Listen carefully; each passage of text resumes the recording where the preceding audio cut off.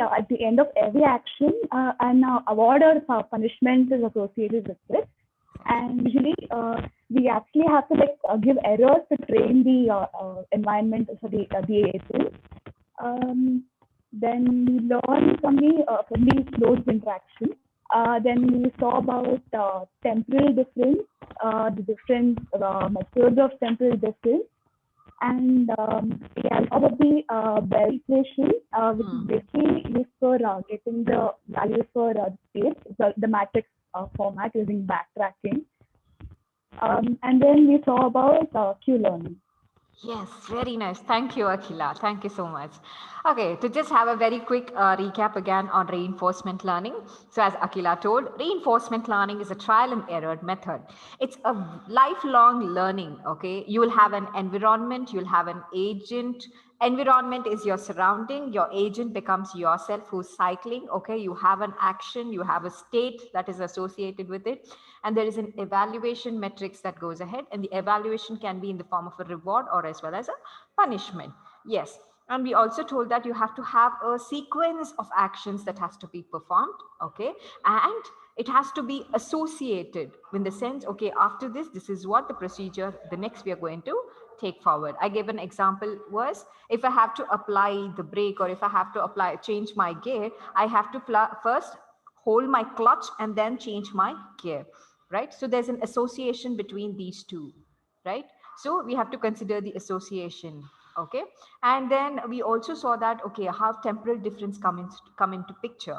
Okay, temporal difference is something where the intuition is like predicting at t+1 is really better than predicting at t. As I told, when we are looking at a game, okay, so the initial itself, you cannot tell that a match is going to win. Okay, a cricket match is going to win until and unless you look at certain stages. Okay, after so and so as it goes on, then you can at least predict, telling that the chances of losing the game or chances of winning the game. So prediction at t+1 is really better than prediction at t. That was the intuition with respect to temporal difference. We also saw some of the methods of temporal difference, like we saw dynamic programming where full backup is required. As I told, if I have to trace, okay, from the start to the end of the game, each and every state and its actions are being recorded. So to record that, you need to have a full backup of the sequences, right? So that backup of sequences is important. So to do so, you have to have a full backup, which can be done using dynamic programming. A full backup is done where bootstrapping is involved into it. And the second one was the Monte Carlo method, where you have a sample backups with no backtracking, right? So these were the two methods that we saw with temporal difference. And after that, I just started working on, going ahead with an example. If in case I'm a robot, okay, I don't know how to analyze things, I'm completely blanked. Okay, so if that is the case, when we give a normal instruction to a human being, right, when we give a directions to the human being telling that the Department of Information Science is in the 5th floor and the direction to go is like this, if you have some symbolic representations given, you track those symbolic representations and reach your destination. Or if there are some footprints that has been given to us, okay, there are footprints, you can track it, this is the road, the path that you have to go to the destination. So we think about this, we have that thinking ability, we think and we go ahead and reach over there. But whereas a robot like me right now, I don't know how to traverse, I don't know what I have to do, I'm just a mission.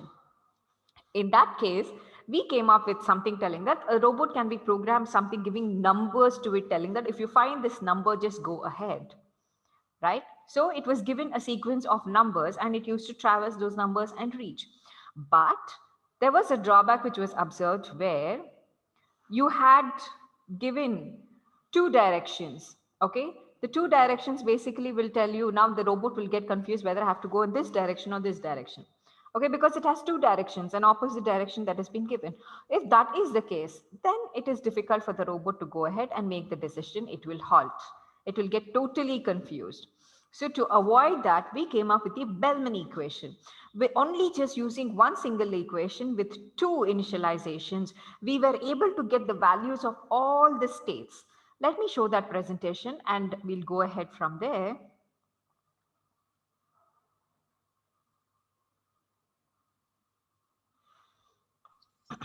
Ma'am, Um, Yes. ma'am, we have entity meeting it is nice. training right now, ma'am. Yes, the ones who have can leave the session. Anyways, I have the list from the faculty given to me, so I can give you attendance accordingly. Apart from the list, is there anyone who has newly joined NTT? Ma'am, Rahul Narendra Day, ma'am. I'm newly joined. Okay, you're newly joined. Rahul, just give me a minute, Rahul. I'll just write down your register numbers so that we don't miss it. Okay, let me annotate it for our understanding. So we saw that using Bellman equation, okay, how am I going to get the values of the states? With only just two initialization that I did.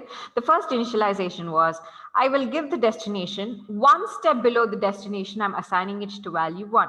So when I do so, one step before the destination, when I do it, it is clearly stating me that, guys, you're almost reaching it. Okay, there's only one step that you have to do it to reach your destination. So the almost effort that they have put to reach there, right? It's just one step, an indication for anybody who's going ahead. Okay, so I have the destination. Before the destination, I assign a value 1. And my second initialization was the distance factor. Still, how long is it for me to reach the destination? It is indicated by the distance factor. That distance factor will be either given by the developer or the researcher who's actually going ahead with it. Okay, the gamma value here, I'm assigning it to 0.9. So here we identified, we traced out, if I have to get a value of this, okay, I will consider this is S right now, okay, the start value S. So if I have to get a value of this, I'm going to use the Bellman equation, which is V of S is equal to maximum of A, the action, with respect to a reward plus gamma into V of S dash. S dash is the value of the next state. Okay. So I've got these values. The value of the next state, it is telling it is 1 over here. So V dash S is 1. So I'm going to consider this S dash is 1. I have to calculate the value of S. I calculated using this Bellman equation. Right now, I do not have a reward. So the reward is 0. So I'm writing the reward as 0. I know the gamma value is 0.9. Okay, the gamma value is 0.9 into V of S dash value is 1. Okay, so 0.9 into 1 is 0.9. So I get the value of this as 0.9. Since I know the value of this particular state, okay, one step below that I'm going to identify using the same equation, okay. So I know the distance factor is 0.9, 0.9 into value of, now this becomes S dash and this becomes S. So value of S dash is 9.9, 0.9 into gamma, that is 0.9, gives 0.81. Okay, again, I'm going to traverse back and I'm going to see, okay, from this becomes S dash now, and what is S value? So like this, we saw that we almost calculated for all the states. Yes. So we know the values of the states, but we have not directed the robot, okay, from which state to which state it has to go to reach the destination. The directions is not given to the robot. It does not know. It has a value. The boards, the state boards are ready, but there should be someone who will move it, right? So you have to tell the robot, move in this direction. So we are unaware of that, and the robot will get confused where it has to go if it identifies a case like this. So where the robot is over here. Now the robot can traverse in 4 different directions. It can traverse upwards, it can traverse downwards, it can traverse the left, it can traverse the right. So all the directions are given. Okay, so now the robot, it does not know how to go. So there's a randomness that has been created. Okay, so you have a randomness in the environment. And what in case the robot unfortunately fails to work? Again, so there's certain stochasticity with the environment as well. In order to overcome that, we use this Markov decision process. Markov decision process is a very, very simple process. It's a time discrete stochastic process, which will tell the probabilities, okay? It will actually give you the probability. If you take this direction, you are more probable to reach the destination fast. Okay, so there's a certain probability which is associated with respect to that particular state and an action. Okay, so that is what we saw. It was a mathematical model. Let me clear this. Let me go down a bit. Okay, so it's a mathematical model. It's a discrete time stochastic process which provides a mathematical model or a framework for modeling decision making in which the outcomes are partly random. We know if there are any issues with the robot or if there is any randomness created where it is getting confused, in order to overcome that, we're going to associate a probability with each of the turns to quantify the robot if it gets X percentage of chance to take the turn. Okay, so the percentage of it is like this. So it is going to tell, okay, so now the robot can take, okay, there is 80% of chances if the robot takes upward direction to reach the destination. Okay, the robot takes towards its left, the robot has only 3% of chances for it to reach the destination. If it takes downwards, it is just 10% of chances. It takes the other sideways, it is 3% of chances to reach the destination. So using Markov the Markov decision process, we have given the probability. So my Bellman equation now will change slightly with respect to probabilities. So this is how the Bellman equation actually changed. So we have V of S, maximum number of actions with respect to the rewards, it remains the same. My gamma value also remains the same. The additional term here is what is the state and its corresponding probable value. So the state is this, the first state is this, and the corresponding probable value is 0.8. Next, the probable state is this, its corresponding probable value, okay, is 0.3. And again for this state, it is here. And again for the final one, it is here. So slight change in Bellman equation that we did, it was with respect to adding the probabilities for that. Now, we have done almost, we got the values of the states, we identified the probability values of it. Now next came up is, okay, without giving a reward, the robot will also expect something, right? So there should be a reward which is being given to each and every step that the robot takes an action. It's like the concept of living penalty. As I told you, each and every human being, like we have the same human tendency. Okay, if someone tells you, okay, you score, if you become the first topper of the university or first topper of your class, you'll get a bike. When something your parent do tells that, if normally I do tell my kid, okay, finish your homework and you'll get a chocolate. For me, if anybody tells you finish your household work, this is what you would get. So everybody will have that. This is a human tendency basically in every one of us. Okay, so there is some living penalty. The name itself will tell you a living penalty. Okay, so basically what we do is we transform all these calculations of getting the value of the state, giving the probability. Okay, these are all certain terms which are there. But for a mission to understand, with one single term, with only one single term, how can you perform the calculation? So in order to transform that way of thinking, we came up with a transition to Q-learning. Okay, so rather than just considering the possible values of the states, determining the quantity of an action, moving to the state has a major impact. See, what you did initially was you identified the values of the states. Once the values of the states identified, you gave a probability value to that so that the robot can move. Okay. So instead of doing all of these things, why don't we actually quantify the action? Because the action itself is more important comparatively. It can move to any state, but the action that it is performing to move from one state to the other has a major impact rather than just performing some action. What has that major probability of moving from one state to the other? Major action. Here I will tell you, see, with this example itself, if I have to tell you, now the robot, see, it can take 2 possible options or 4 possible options, but which action is really appropriate? Here, if I see, okay, the number of actions that it can take is 1, 2, 3. Okay.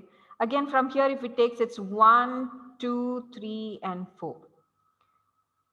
From the downwards, it is 1, 2, 3, and 4. From the sidewards, it is going to be 1, 2, and 3. So there are 2 values which has 3 state changes. Okay, but in that, what state can really impact that action that you're performing, right, from one state to the other? What is that action you're performing? That becomes more important for a system. Okay, so with respect to that, we came up with the concept of Q-learning. I'll tell you how we did it. There's one more figure which I thought it will be very good for your understanding. I'll just show you that. Yes, so this is the figure. So what we do, V of S value, the robot which is in the center, okay, its value is basically going to be max of A R of S comma A, which is the reward, plus gamma into, it's going to be 0.8 because it has 4 options. It can take any one of the action. Okay, that is what I'm considering the maximum action. It can take one of the action by just considering the first 0.8, okay, into the value of upwards, 0.03 into the value of side, again 0.03 into the value of the other side of it, the opposite side, 0.1 with the value of down.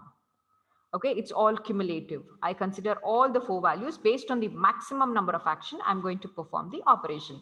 So as I told you, rather than just considering the possible value of the state, the cumulative quality of the action is taken, okay, to move to a particular state. So I'm just representing this. You can see the same model, I'm representing it with quality, cumulative quality, Q of S1 comma A1. The above first state, I'm writing it as Q. S1, it's the state. A1 is the action. Again, Q S2 comma A2, Q S3 comma A3, Q S4 comma A4.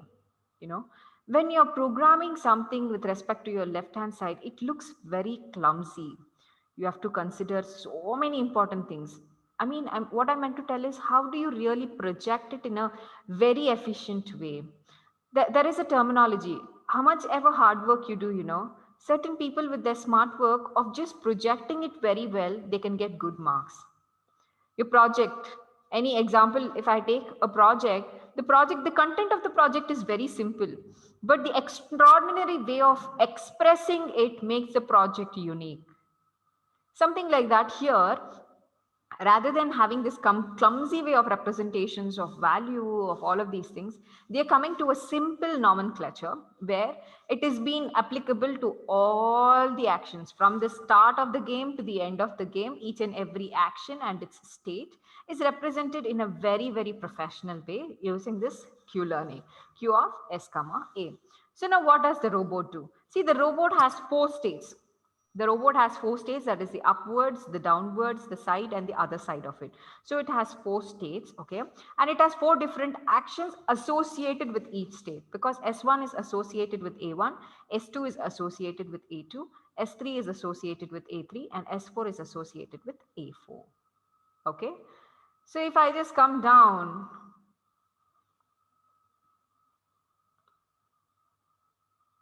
as I told you, it is going to perform the same action. Okay, I'm just representing this term with a different notation.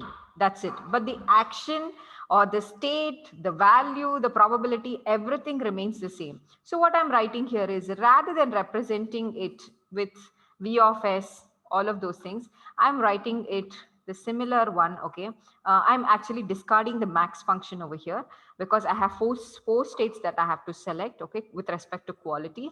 So I'm going to eliminate this max and I'm going to have this Belbin equation same, okay. I'm going to replace V of S, just V of S with Q of S comma A.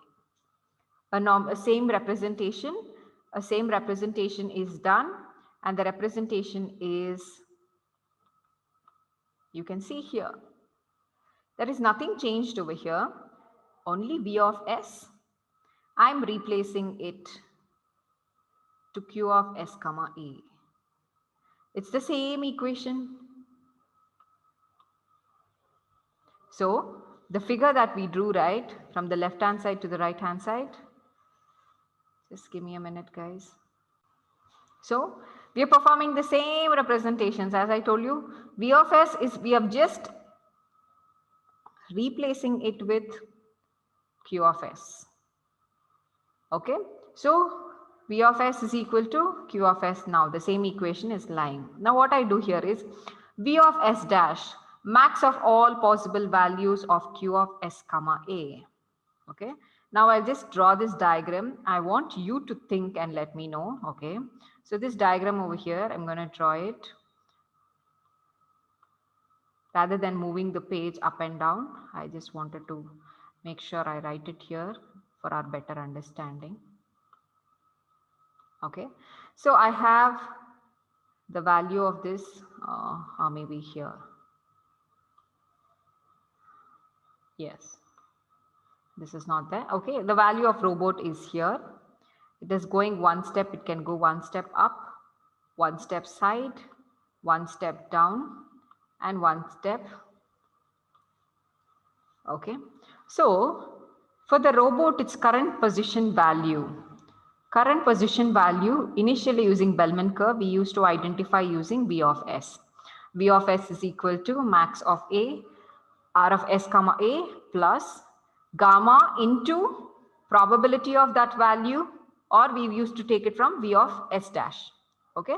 After that, we came up with the probability term. So P of S dash into P of S comma A comma S dash into probability into the V of S dash. Okay. So we check that. So I know V of S. Using the same V of S, I'll be denoting this term as Q of S comma A. I've calculated the value of this. Okay. So if I'm moving from this state to the above state, okay, what will this be? Whether it is going to be Q of S comma A or Q of S dash comma A. Here, this is the robot. Now the robot has to move one step ahead. The current position of it is Q of S comma A. What will be the above next position of it? Q of S dash comma A or Q of S comma A? Q of S dash comma A. Q of S dash comma A. So the value of this is Q of S dash comma A dash. What will be if it takes this way now? The left hand side of it. From that particular state.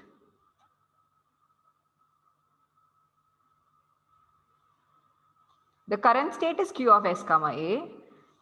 It's going to either, it can take any of the option. So if the above option it takes, it is Q of S dash comma A dash. If it takes this option, It's still S dash comma A. yes. So it's going to be Q of S dash comma A dash. Okay. If it takes the below one, again it is Q of S dash comma A dash. If it takes the other side of it, it's still going to be Q of S dash comma A dash. So basically, when the robot has four possible options, okay, from the four possible options, it can take one possible option that has the higher priority with respect to its action. Okay, higher priority or higher importance with respect to that action. So I'm writing the same equation now into something which is Q of S comma A. Okay, let me annotate in dark. Okay, Q of S comma A, the current position of the robot that it is there. So this position of the robot, Q of S comma A, is equal to, there is a reward that is being given to it. Okay, the reward is R of S comma A plus gamma summation of S dash. Why summation of S dash over here? Why is summation of S dash over here?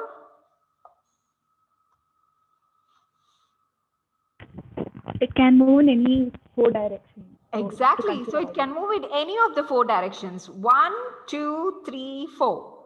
So it's summation of S dash where it has four possible options. Okay. And the probability of it remains the same. P of S comma A comma S dash. Maximum of A dash. Why maximum of A dash?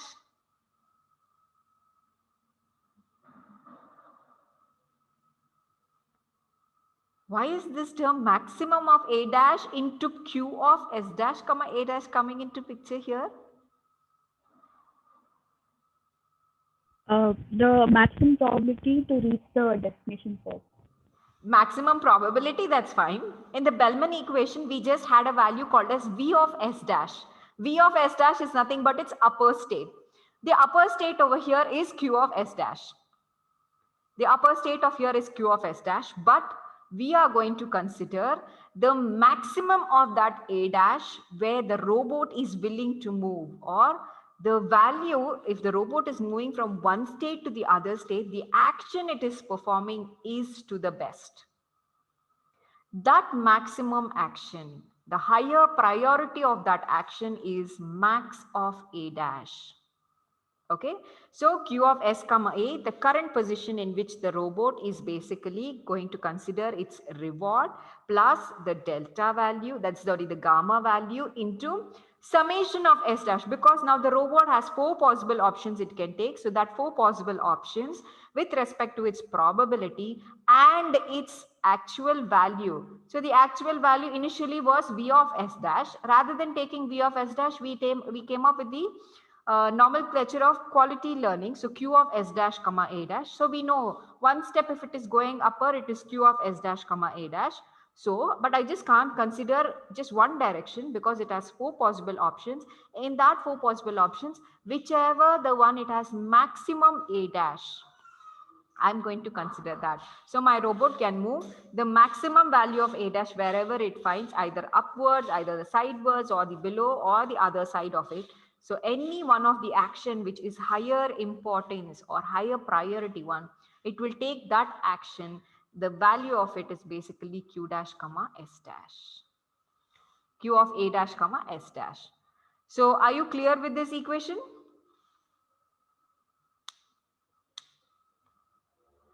Any doubts here?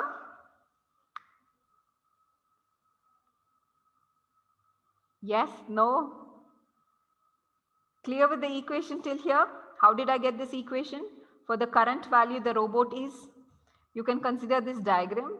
So the current value of the robot, basically, it will have 4 possible options that it can go. In that 4 possible options, it's going to take the maximum action.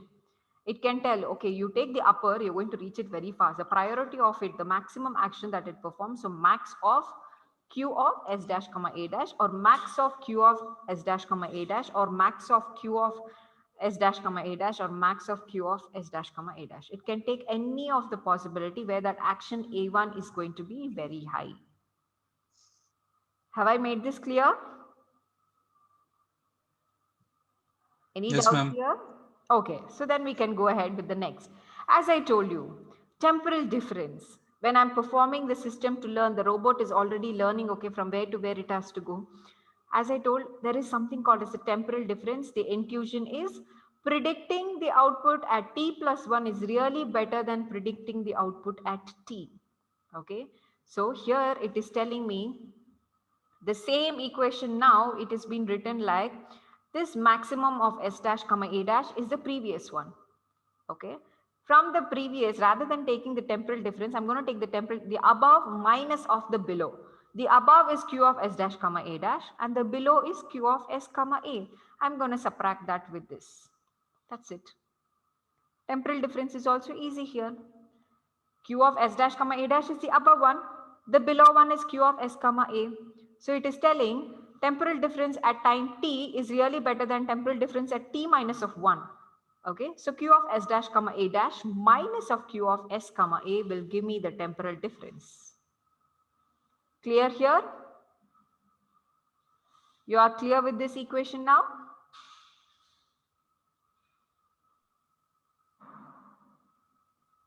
A kind of, or okay?